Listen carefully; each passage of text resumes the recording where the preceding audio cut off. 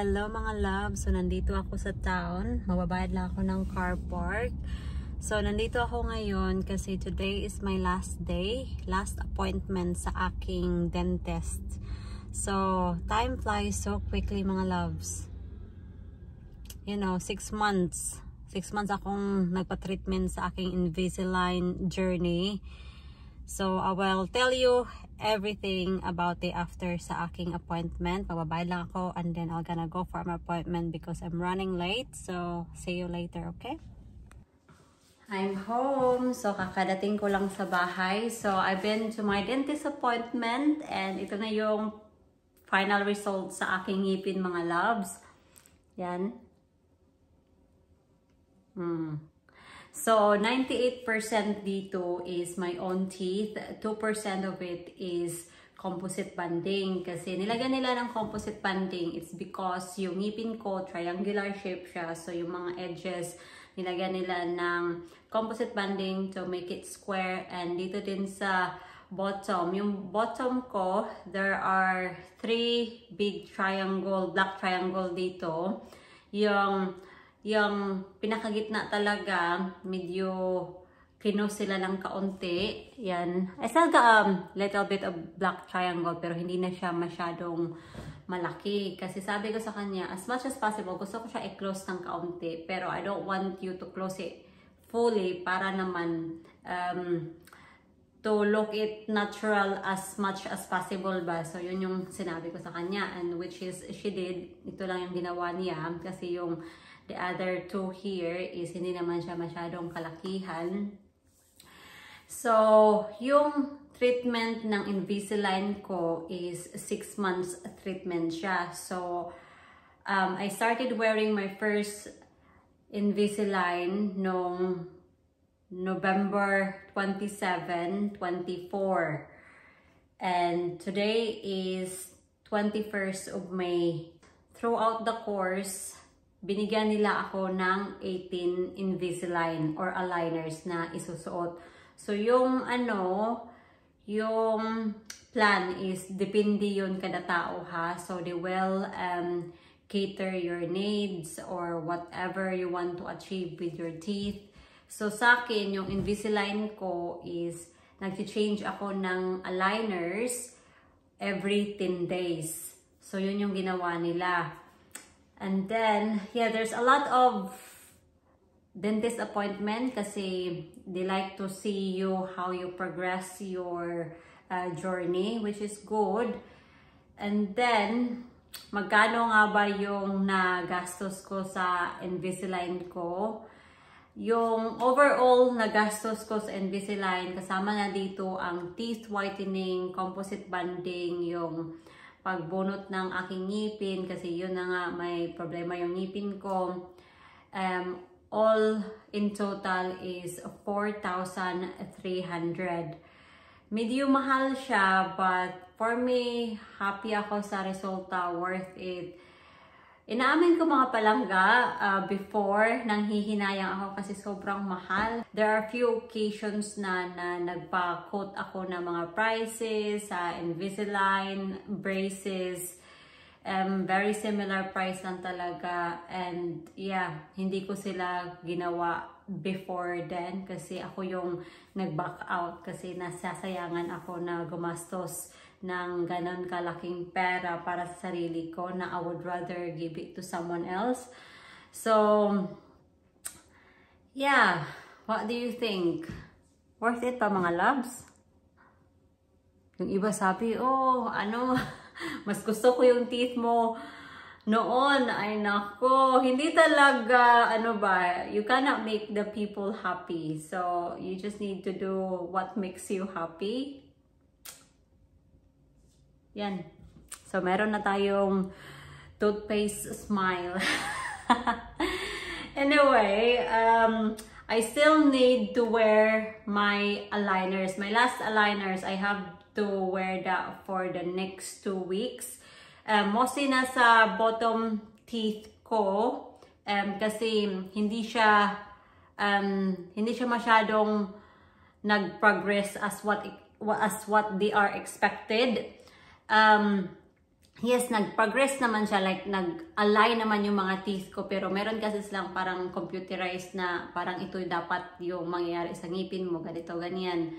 So, kailangan kong magsuot ng bottom aligners ko for the next 2 weeks. And then yung top aligners ko is kailangan ko siyang isuot every night. So yan yung kailangan gawin natin. And then, after 2 weeks, I need to wear, hindi ko alam kung ano yung tawag doon, pero parang aligners din. Pero, that aligners, once I have that, is, kailangan ko siya isuot every night. So, this one is after 2 weeks. Ulit-ulit, no? After 2 weeks, once I receive that other aligners na hindi ko alam kung ano yung pangalan doon na kailangan kong isuot every night. So, yeah. So, at this moment, yung top aligners ko, hiniwaan niya ng kaunti kasi hindi na to mag-fit sa teeth ko kasi yun na nga, meron na siyang nilagay na composite banding, whereas yung bottom talaga, it fits perfectly fine. So, I just need to avoid at this moment yung mga coffee, yung mga turmeric, yung mga nakaka-stain talaga sa ngipin kasi sabi niya for the next 2 weeks daw yung yung composite ko parang hindi pa siya masyadong settle sa teeth ko ba, so I need to avoid drinking juice, yung mga colored drinks or yung mga food na may mga kulay para to maintain the whiteness sa aking ngipin. So, yun lang yung ma-share ko. I don't know kung how much yung Invisalign sa Pilipinas. I'm pretty sure meron na tayong Invisalign sa Pilipinas, no? Kasi sa Pilipinas kasi, di ba, also yung mga braces, yung iba nga, nagbe-brace lang for the sake of wearing brace. Yung parang, lang ba, aesthetic sa kanila. Dito kasi, yung, talaga. What do you think about my teeth? The £10,000 smile. Yeah. 10,000 pound smile. So, yeah, ang iba kasi, yes please, naglalagay lang sila ng braces for the sake of wearing braces para aesthetic tingnan. Dito kasi, yung pagsusuot ng braces is a proper treatment talaga. Kaya, mahal talaga yung treatment or any kind of treatment that you would like to avail. Magluluto tayo ng hapunan. So, ito yung kay Mr. Pigs and Blanket. This Pigs and Blanket, December pa to. Naka-freezer. Kaya kailangan ko na itong lutuin. Kaya ito. Then tapos 2 eggs and new potatoes. Yung akin, mag-iisda ako. Pagkakainin ko yung isda. Tapos rice. So, meron tayong code dito. Wait lang kasi talaga, tatalsikan tayo nito.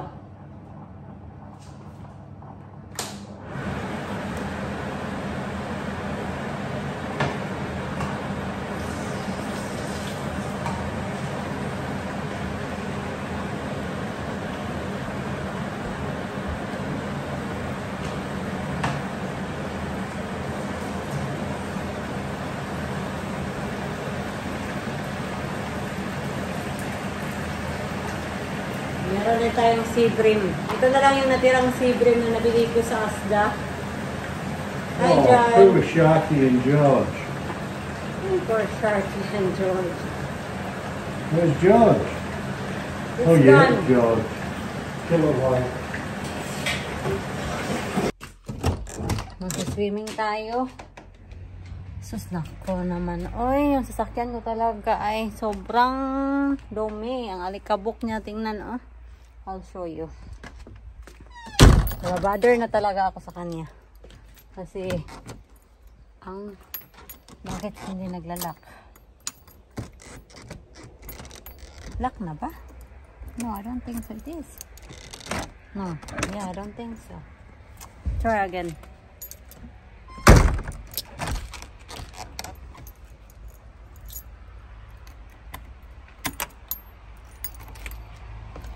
Nilalak namin yung pintuan kasi you just never know. Minsan kasi pag nasa pool ka, hindi kasi masyadong kita. Ito yung sinasabi ko kung bakit ko nasabi na sobrang maalikabok sa sasakyan ko, ha. Kita niyo yan? Ay nako, I need to clean this tomorrow after the bin. Yung mga kuya na gagawa sa finishing. Kasi there's no point nalilinisan ko siya in the morning kasi maalikabok na naman yan. Anyway, let's go. Sinuot ko pala yung aligners ko ulit. Yung top and bottom. Takot kasi ako na mag-move yung ngipin ko ba. Babalik siya sa original niya. So, pag wala tayo sa trabaho, so natin yung top and bottom. Pero pag nasa trabaho ako kasi merong cut to, yung top lang yung isusuot ko. Woo-hoo! It's so nice and warm. Which one is my towel, sweetheart? Hmm? Which one is my towel? Well, I used that one last night. I don't know.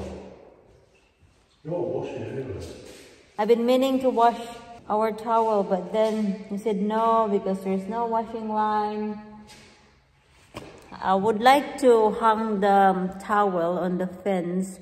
Diba may fence tayo doon sa may gateway. Yeah, actually, right. Yeah, Mr. just suggested that I can put the... Yeah. I can put the clothes made in here. Yeah, I can actually. Yeah, that's a good idea. And hang the clothes here. Is it warm? Tell me anything. It's not warm, isn't it? It's very warm. Very. You can have a bath in this water. It's not warm. Okay. Okay, swim na kami mga loves. Every time kasi nag-film ako dito, yung cellphone ko, it gets too warm and then nasa-shutdown siya. Kasi feeling ko yung to the point ba nasasabog siya kung hindi siya magsa-shutdown. Ganon din ba yung cellphone niyo or akin lang? Kasi ano talaga siya, namamatay siya on its own. Dahil ano daw, yung temperature na sobrang init. Sige na, oy. See you na tomorrow. Such a good weather.